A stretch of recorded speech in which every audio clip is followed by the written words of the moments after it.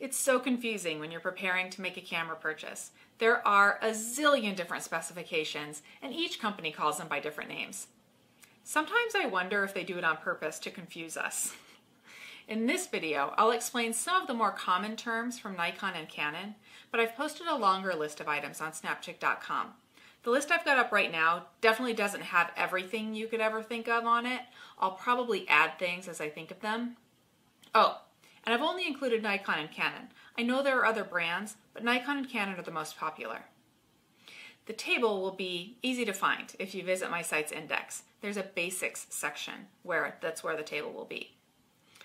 Let's start with the nomenclature for DSLRs with full-frame sensors versus crop sensors. Nikon calls their DSLRs with full-frame sensors FX, and Canon calls theirs full-frame. Now, for crop sensors, Nikon calls theirs DX, and it's a 1.5x crop factor. Canon has two different sizes of crop sensor DSLRs. One is aps-c, which is 1.6x, and the other is aps-h, which is 1.3x.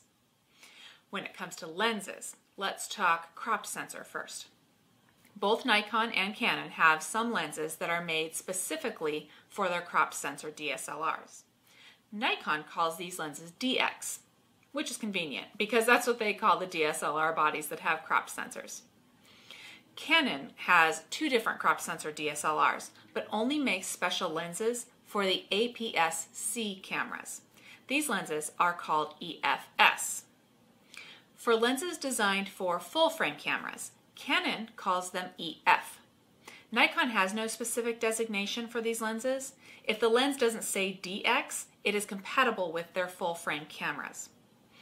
Also, the lenses designed for the full-frame cameras from both companies can also be used on their cropped sensor cameras.